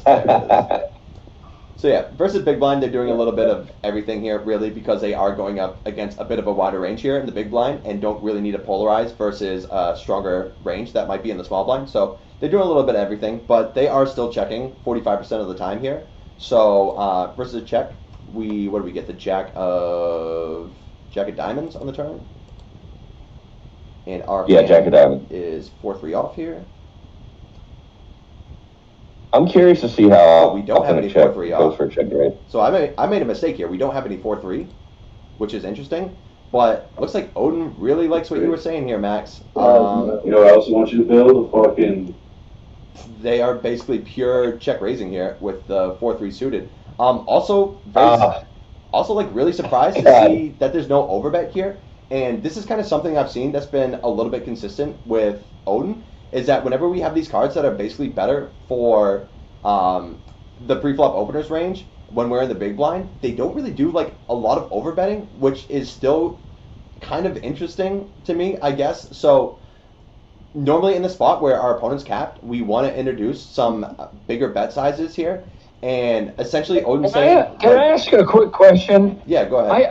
This is the same hand from before with the 4-3, or is this a new hand? No, this is the 4-3. No, this is the same hand. There was a jack on the flop. No, there wasn't. No. This is a different hand. Okay. All right. Okay. Yeah, it's a different hand. This is the board right here that we have. So it's similar here. This is it wasn't the Queen 10 hand. So. Oh, I see what he's saying. But there wasn't a jack on that flop. Well, it was a similar board to this one here on the flop end. Anyway, so. But yeah. Anyway, so what I was saying is that normally I would introduce an overbet size here, but what I've been seeing from Odin, since the jack is going to be a better card for the low jacks range more than the big blinds range, we don't want to introduce very much overbet here, which has been quite a shock for me. And I think if there's never an overbet being used here, then it's a lot more understandable why 4-3 is being played as a pure check raise here, because it's just too strong of a hand to only introduce a block bet size, and it wants to shovel in as much money as it possibly can. So if it's only block betting, all these hands that are strong enough to put a little bit more money in here, like let's see, the 8-4 suited is playing as a pure check to check raise, the 4-3, what else do we have here? The 8-3 suited, which we actually don't have, surprisingly, but like pocket threes, pocket 8 surprisingly is pure blocking in this spot too. But yeah, so pretty interesting to see, for one, that there's no overbet being used here, and for two, that these hands that are basically strong enough to just start piling in money now are being played mainly as a check raise. So yeah, this is pretty perplexing to me, because I would definitely introduce some overbet here, like Pete was saying. But I think the main thing that we take from this is that when we do have a card that's better for our opponent's range than it is for our range in the big blind, we really don't do a whole lot of overbetting in general. So yeah, pretty interesting there. Let's get when Pete said overbet, that actually made a lot of sense to me.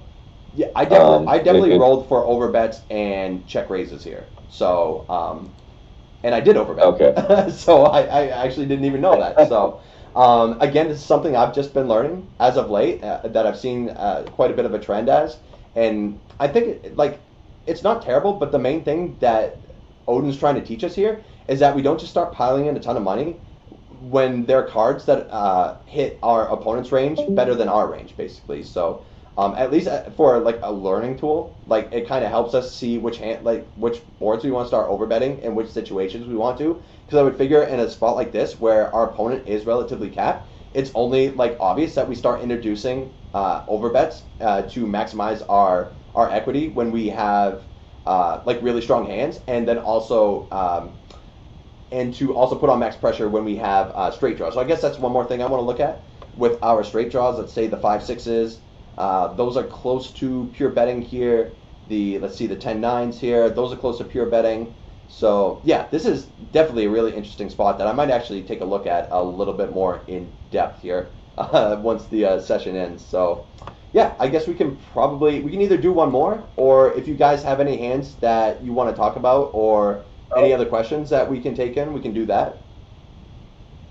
We can also look at a hand that we just talked about a little bit more in depth if you want to before we wrap it up here. I'll leave it up to you guys. You guys have been going since noon, huh? So this is a pretty. You never keep these short. No. The whole goal was to do an hour and a half at first, and now it's always been closer to 2 hours. So. Yeah, I mean, once you get rolling, it's just so easy, you know. Like, yeah, these are fun sessions, you know. Yeah. The way everybody's engaged is awesome. Yeah, I have been trying to get through a few more hands than I have in the past, but also, like you said, engagement from the rest of the community is a big importance to why we're doing this too. So I think it's probably better that we maybe take a few more like a little bit more time on hands and just allow the community to throw in their 2 cents, because obviously we're here for you guys. So we want to make you a part of this as well. Yeah, so. Seeing their responses and how they sort of line up with your thought process after the fact is like really important, because I mean the goal is essentially to get everybody sort of in line with the same sort of thinking. Obviously, everybody has their own personal style of play, but you know, when it comes to like Odin analysis, like there's pretty defined answers in certain situations. Right, and I also think it's like good for you guys to see that, you know, I study with Odin every single day. I mean, I just basically study every day, and you can clearly see their spots that I'm not getting right here. So I'm learning plenty from these as well. And also, if we can help you break down like what Odin's actually thinking for those of you who actually have the program, I think like a lot comes from that as well. Like that last spot that we talked about, like taught me so much in that spot. Basically, like in a situation where I would definitely mix check raises and overbets with our hand, Odin is telling us that that's not a thing. And what I'm taking from that is that the jack is so much better for the low jacks range that we're essentially not allowed to introduce bigger bet sizes there. So now when that spot comes up again, I'll be able to recognize that moment. So yeah, that was a big learning moment for me too there.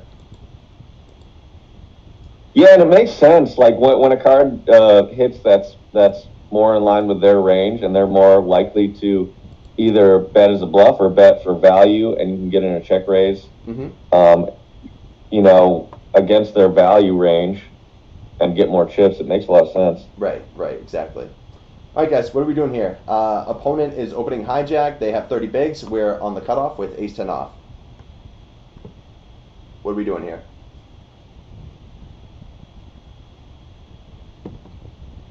Final Plus is raising to 6 beavers. Is there a Justin Bieber emote? I'm sure. There's got to be. Not to sidetrack everybody. Slammer's raising.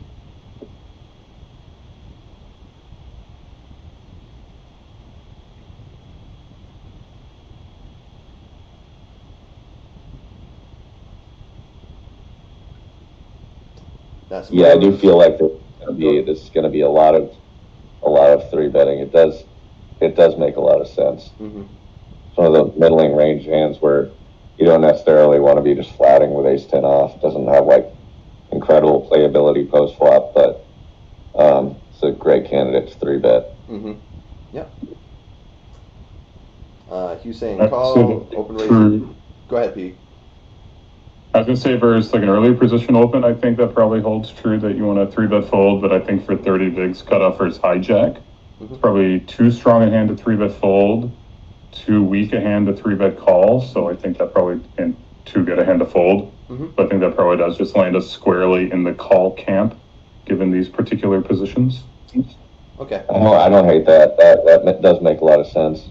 Yeah, and DMC, I'm pretty sure we are pure VPIPing here. It's just how are we going to VPIP? And I think what Pete just said is a point that I was definitely going to touch on here. The later the position the open is, the stronger our hand is going to be here. So, for example, like versus a hijack open, we're going to have a much higher flatting frequency here just because this hand is going to be stronger against a hijack open as opposed to an under the gun or an MP open where we're probably playing more of like a high 3-bet strategy as opposed to like calling, or it might just even be like weak enough where we just 3-bet or fold versus tighter ranges here basically. So it's definitely going to depend on what position of the table that your opponent's opening. So I'm actually not sure what I did. I probably rolled, but I would say that I'm probably playing like a low frequency, like 20% 3-bet in this position, and I ended up calling. But before that, we'll just check out what we want to do here. So cutoff versus hijack. And I'll kind of show you the difference between cutoff hijack versus like cutoff and under the gun. So yeah, it is still mixing quite a bit, a little bit more than I would have thought, to tell you the truth. I thought we would probably do a lot more flatting with ace-10 off in this spot for 30 bigs. Let me make sure we're at 30 bigs. Yep. So a bit more 3-betting than I would have imagined at 30 bigs, but it is still getting in there a fair amount. Even some ace-9 off is bluffing a little bit here. And then all these suited hands, again at 30 bigs, you see very, very little 3-betting with the suited broadways in these spots at 30 bigs because they're just too strong to be 3-bet folding, and they just play so well post flop. you don't really want to be. They're too weak to play for stacks, and they also play really well, so they just want a high frequency call here. So we'll see how Ace-10 here plays as a pure VPIP here, whether it's 3-betting or calling, and then versus an under the gun range. You can see it's only playing as a 3-bet bluff, and that's because it's coming against a stronger range where it's just not going to be strong enough to flat, but it also has good enough blocker components where it can bluff and potentially end up folding better hands. I think an ace-jack offsuit is going to have to fold versus cutoff 3-bet in this spot, and also just deny equity versus other hands that aren't going to be strong enough to continue with. So its blocker effects are good enough here as well. So just definitely want to take to note that the strength of your hand is always going to vary on between what position your opponents are opening from. The later the position, the more value this hand's going to have. The earlier the position, the less value it'll have. So yeah, Pete, I'm not sure. That makes sense. So Pete, again, I'm not sure what your ranges say. I'm kind of curious if they're 3-betting as much as the ranges that I have here with Ace-10.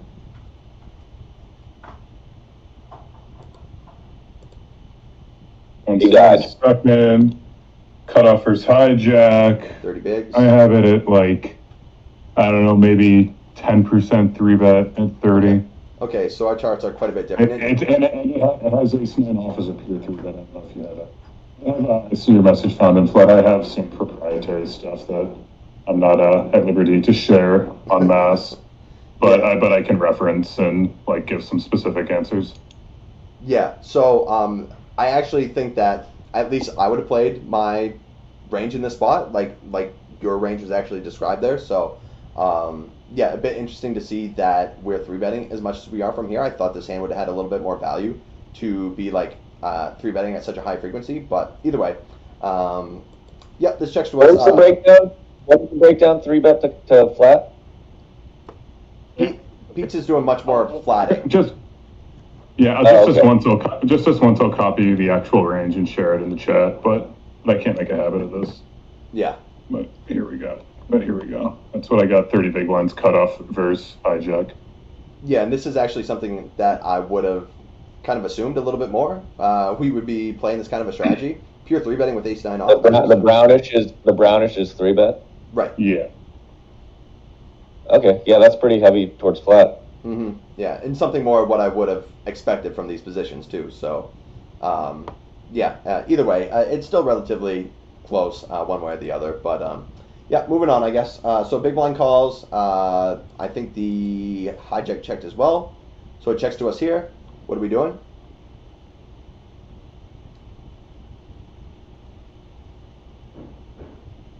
We checking here. We betting.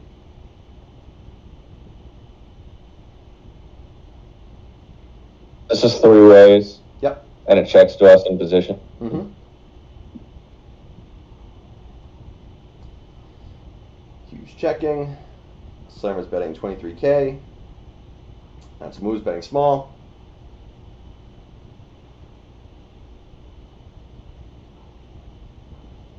I'm curious to see what Odin says to do, because I think maybe I play these spots too passively. I think I'd lean towards betting more if I had the ace of clubs rather than just the 10 of clubs. Well, Odin's not really going to tell us anything because this is a multi-way pot, but we can check it out heads up, I guess, if we want to, and just kind of see what they're doing there. So we're kind of just freestyling in this spot because we don't have a multi-way solver right now. So. Oh, my bad. Yeah. Yeah, but either way, I still think that. Well, I'll let you throw in your 2 cents here before I have Pete get in there. And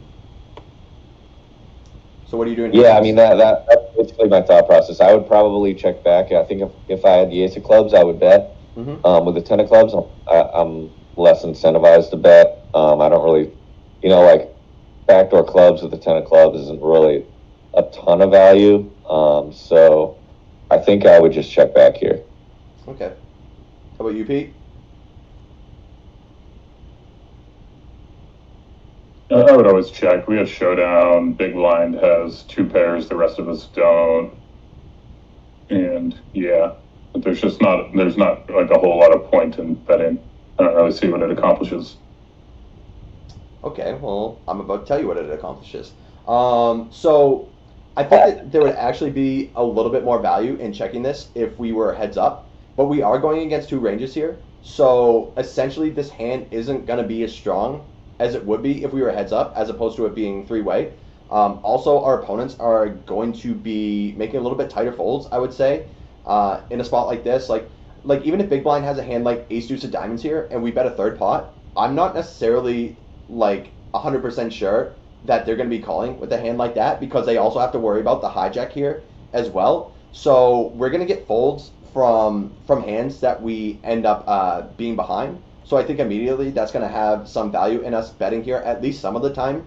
I'm definitely not going to be pure betting here, because on the flip side, we need to have a bit of a stronger range when we're betting into two opponents, of course. But that being said, I think we're going to be finding some more bets with hands that might like have a little bit more quote unquote showdown versus if we were just heads up, as opposed to us being multi-way. So like if we can deny equity from even a hand like Ace 3 of Diamonds here, I think that would be a decent win. If somebody has a hand like Pocket Fives with no club here, I think it would be kind of close in this spot. Even if we get a hand like just like King Queen to fold here without clubs, I think that would be like a decent win, although I'm not sure that's necessarily the range we're trying to target. But and I'm not necessarily saying that we want to be betting here always, but I think we definitely want to introduce some bet here, because this hand is not going to have as much showdown in a multi-way pot as it would heads up. And we also get some better hands to fold, which I think immediately is going to be reasons for us to at least introduce a little bit of betting here.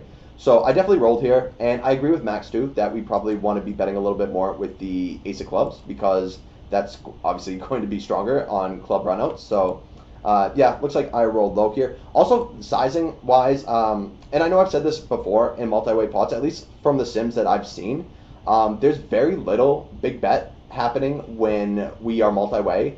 I guess maybe the times we do see a little bit of big bet, it's going to be on these lower boards, but it's going to be like pretty low frequency as well, and it's normally not going to come from the imposition player. It's mostly going to come from the pre-flop raiser. So I think overall, if we are going to bet, it's mainly going to be for a smaller size here, and it's definitely not going to be pure by any means. I definitely think we can mix here. Our hand like has decent showdown, like Pete was saying as well. Has backdoor clubs that are pretty good for it too. Also, this opponent could bluff like 10x and ace-x that are obviously good for us as well. So I definitely think there's reasons for both betting and checking here. And we get check raised. And what do we want to do here versus check raise?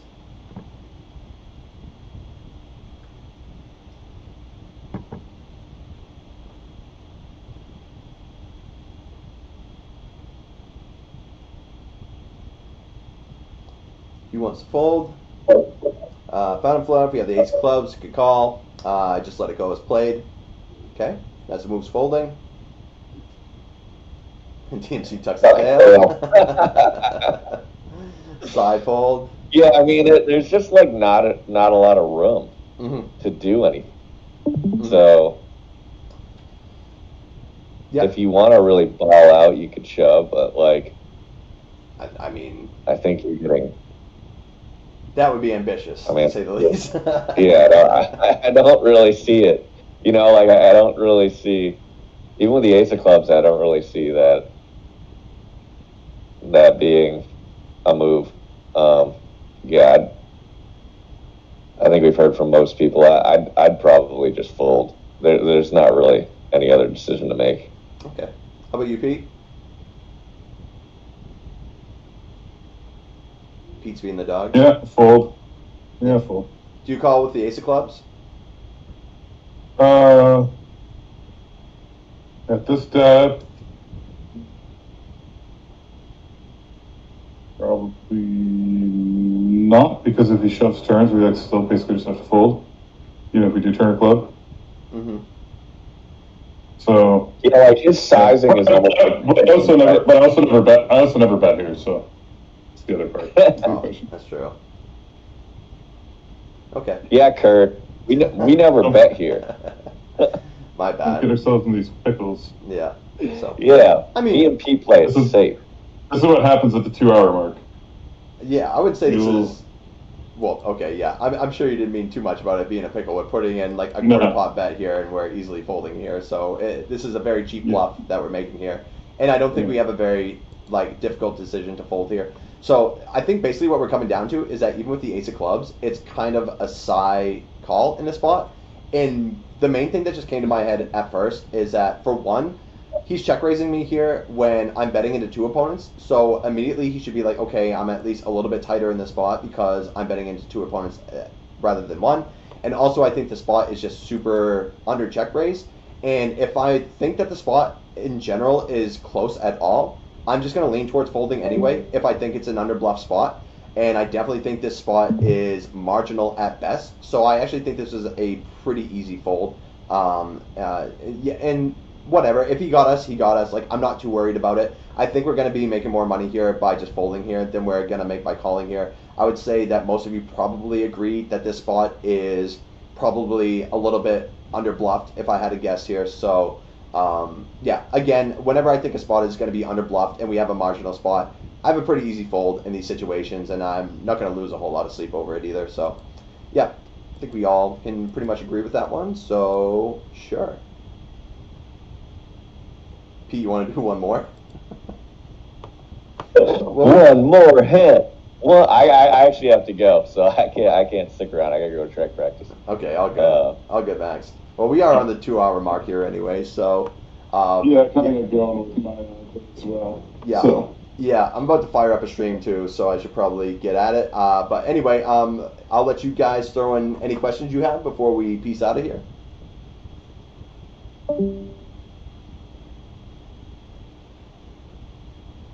Oh, Pete dipped immediately. Yeah. Doesn't even say goodbye. Yeah, that's classic Pete. Classic Pete. The Irish goodbye in stream version. Yep, absolutely. Rage quit.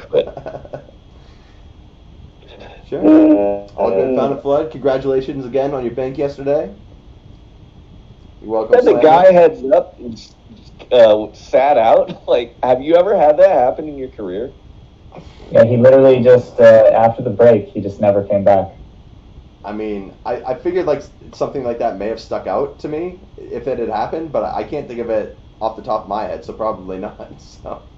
Do you guys know? That's so awesome. Do you recognize the screen name Beanmo? Beanmo? It sounds familiar. That does sound for familiar. sure. He was like a 9 full ring sit and go pro back in like 08 or something. I knew he was good. He literally like had his internet disconnect or something, and I waited against him in like a $300 sit and go. I waited for him to come back. He said thank you, and then crushed me. I could have easily won just blinding him out, but I waited for him to come back because he was a regular, so I didn't want to like do that. And then he absolutely annihilated me. Yeah. That was one of those things that I used to get into a conundrum, like heads up, because when they got through that disconnect point and sat out, like you could steamroll their chips like as fast as possible, but like never was a really good look, especially against a regular. So like I kind of agree with how you handled it. I always went on the side of karma, even though it's non-existent. But it's different than a sit and go too, right? Because it's like I can obviously afford to not win the sit and go. It's not like it's a tournament with 1,000 people. Right. Where it's so top heavy. Like I can, it's only in a 9-handed sit and go that I play all the time. So you just look like a scumbag, I think, if you're stealing this guy's. And he was, I don't know, he's decent regular, so. Yeah. As long as you know they're willing to return the courtesy to you, if you get in that situation, then it's fine. But I'm always thinking to myself too. Well, if it's an unknown, I don't really care. But if it's a regular, like you said, a lot of times you end up making deals and chopping. But this was also before chopping was introduced, like that you could do it through PokerStars. You were just basically doing that, like whoever won, you would trust the other guy to send the money. So this is like 2006, 2007 poker. So maybe not so relevant today, but yeah, we'll give you good karma anyway. So. Yeah, we're sending you the good karma that you deserve. Well, I guess it all came back last night when I blinded the guy out. So. Nice. Yeah, there you go. Oh, it all comes back. Yeah. All right, catch you guys later. All right, later, Max. Thanks for joining, bud. Thanks, Max. Thanks, Kurt. Yep, anytime, Found and Flood. Thank you guys for joining as well. Like I said, I'm going to be starting a stream here within the next 15 to 20 minutes if I had to guess. So if you guys want to come hang out, come on along. I'm actually looking forward to this one because I'm pretty motivated after a nice long session like this. I think we had a good session today. I learned a ton from this one. I don't know about you guys, but feeling pretty good coming off this session. Took a couple days off, so I'm ready to roll. Found and Flood's got me motivated to make a couple final table runs here. So looking forward to it. And yeah, thanks again, guys, for joining us. I think we had a pretty good session today. Maybe next week we're going to start by reviewing Pete's 125K win. So, and then also I definitely want to encourage you, since the mint has been delayed again, I'd like to take a chance to maybe review some more of you guys' stuff. So whether you have footage or you have hand history saved that we can maybe look at in the future, definitely keep us posted with that, because I definitely want to do a couple more reviews of you guys' hand histories, the ones of you who have been coming to these seminars quite regularly. So I definitely want to say thank you guys before we get the launch of the Academy here pretty soon. So yeah, thanks again. I will be streaming here pretty soon, and good luck out there, guys. Thanks.